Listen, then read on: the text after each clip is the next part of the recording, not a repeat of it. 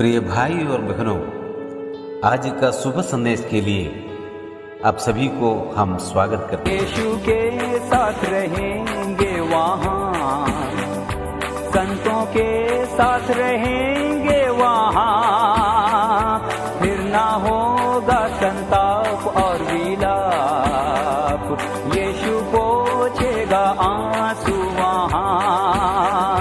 थोड़ी देर में वहाँ प्यारो जाके हम सब मिलेंगे, थोड़ी देर में वहाँ प्यारो जाके हम सब मिलेंगे। आज का संदेश प्रभु के दास एंड्रे सूरत से बांटा जाएगा। प्रार्थना के साथ सुनिए। शुभ संदेश को सुनने वाले हमारे प्यारे भाइयों बहनों, आप सबको प्रभु यीशु मसीह में प्रेमी सलाम। सुबह की हमारे अध्ययन के लिए प्रेरितों का काम अध्याय 17 कलम 23 हम पढ़ेंगे।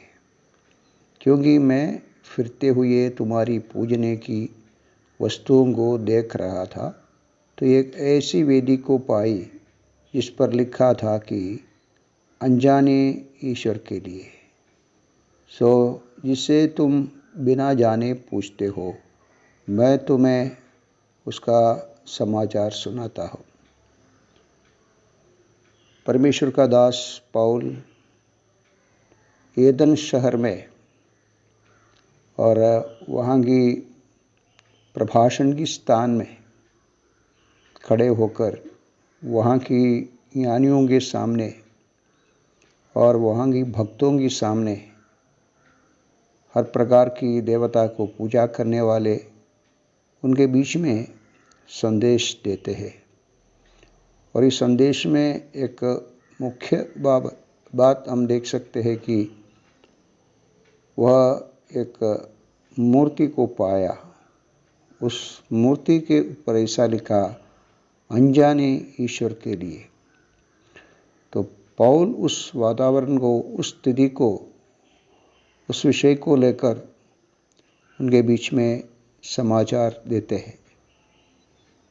प्यारो, हजारों देवताओं को पूजा करने वाले मनुष्यों के बीच में पौल वचन देने के लिए एक सुंदर अवसर पाया, क्योंकि वहाँ एक ऐसे मूर्ति, उस पर लिखा है अनजाने ईश्वर के लिए। परमेश्वर मनुष्यों को सृष्टि किया, लेकिन वो सृष्टि अपने सृष्टिकर्ता को भूलकर अपने मनमानी में, अपनी कल्पना में, विचारों में जो कुछ आए उस पर पूजा करने लगा। इस विषय पर हम यहाँ देख सकते हैं, एथेंस ऐसी एक शहर है, जाने माने तत्व विचारों को रखने वाले अरिस्टोटल, प्लेटो इत्यादि बहुत बड़े ज्ञानी लोगों की शहर है। और वहाँ की लोगों की विचारों में बुद्धि की बहुत बात है। लेकिन एक वस्तु हम यहाँ सीख सकते हैं, एक कार्य हम समझ सकते हैं, मनुष्यों की बुद्धि परमेश्वर के विषय में जानकारी कभी नहीं मिलता। और इसलिए वहाँ के लोग भले बहुत बड़े बुद्धिमान हैं, परंतु परमेश्वर के विषय में अनजाने। बहुत देवता है वहाँ, लेकिन वहाँ एक देवता है, उनका नाम उन लोग नहीं लिखा, उनको नहीं मिला, इसलिए अनजाने ईश्वर के लिए ऐसा लिखा है। पौल कहते हैं, ये अनजाने ईश्वर तुम पूजा करते हैं, वो कौन है करके बताते हैं। यहाँ हम इस अध्याय की अंतिम भागों में जब आ रहे, वहाँ लिखा है, परमेश्वर किसी मनुष्य की हाथों से सेवा नहीं स्वीकार करते हैं और किसी मनुष्यों की हाथों से बनाया हुआ मंदिर में रहता नहीं, परंतु मनुष्य अपने जीवन को परमेश्वर के हाथ में देना और पापों से फिराना। और वहाँ एक कलम ऐसा लिखा है 28 कलम में, सो परमेश्वर का वंश होकर हम यह समझना उचित नहीं कि ईश्वरीयत्व सोने या रुपये या पत्थर के समान है, जो मनुष्य की कारीगरी और कल्पनाओं से गिरे हुए है। इसलिए परमेश्वर अज्ञानता के समयों में आनाकानी करके अब हर जगह सब मनुष्यों को मन फिराने की आज्ञा देता है। आज भी सारे दुनिया में अज्ञानता के कार्य लोग करते हैं। परमेश्वर ऐसे लोगों पर दया दिखाते हैं, आनाकानी करते हैं और अज्ञानता की समय को प्रभु माफ़ करने को इच्छा रखते हैं।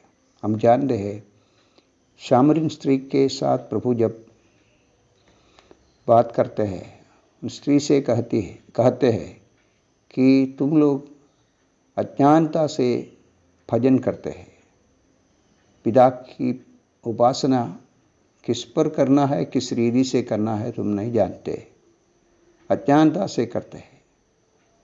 और ये कार्य प्रभु अपने मृत्यु के समय में सूली पर अपना प्राण देते हुए कहा, ये नहीं जानते क्या करते हैं। प्यारो, मनुष्य बहुत बड़े बुद्धिमान करके समझते हैं, लेकिन परमेश्वर के विषय में, सच्चे परमेश्वर के जानकारी में ये लोग वंचित रहा है। आज भी ऐसे है। सारे जगत में हम देख सकते हैं मनुष्य अपने बुद्धि में परमेश्वर के विषय में नहीं जानते हैं, इसलिए अनजानता की पूजा करते हैं। अनजाने नहीं जानते हैं उस विषय पर उन लोग उपासना करते हैं। प्यारो, परमेश्वर चाहते हैं हर मनुष्य अपने मन को फिराकर सच्चे परमेश्वर के ऊपर विश्वास करके सुसमाचार जो यीशु मसीह है, जीविता परमेश्वर है, उन पर विश्वास करके अपने मन फिराकर सच्चे एकमात्र परमेश्वर जो मनुष्यों के ऊपर प्रेम करके अपने पुत्र मसीह को इस धरती पर दिया, उन पर विश्वास करें। वहाँ हम एदन्स में पौल ये बताते, एक मनुष्य को नियुक्त किया है, उनको ठहराया, क्योंकि वो आने वाले समय में सारे जगत को न्याय करने को आ रहे। उसने अपने प्राण हम पापियों के लिए दिया, उसका लहू हमारे लिए बहाया। प्यारो, सुबह के समय में क्या हम जानकारी से प्रभु को आराधना करते हैं या अनजानता से करते हैं? एथेंस ऐसी जाने माने शहर, पंडितों की शहर, ज्ञानियों की शहर, वहाँ लोगों को नहीं जानते किस पर पूजा करना है। वहाँ अनजानता देवता के लिए करके लिखा एक मूर्ति को पाया।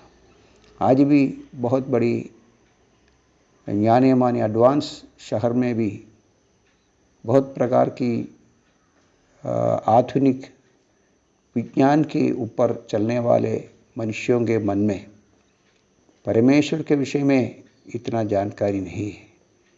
हम प्रार्थना करें और हम भी सोचें या किस प्रकार इस मनुष्यों के सामने ये सुसमाचार हम पहुँचाए। और जो लोग विश्वास नहीं किया, मेरा विनती है अपने सच्चे परमेश्वर को और मुक्तिदाता को समझे और जल्दी आने वाले जगत को न्याय करने वाले सच्चे मसीह पर विश्वास करें। पहला तिमोती 2 अध्याय 5 और 6 कलम में लिखा है, परमेश्वर एक है और मनुष्य और परमेश्वर के बीच में मध्यस्थ भी एक है, अर्थात यीशु मसीह जो सबके लिए अपना प्राण दिया। प्रभु इन वचनों के द्वारा हम सबको आशीष दे। जय मसीह।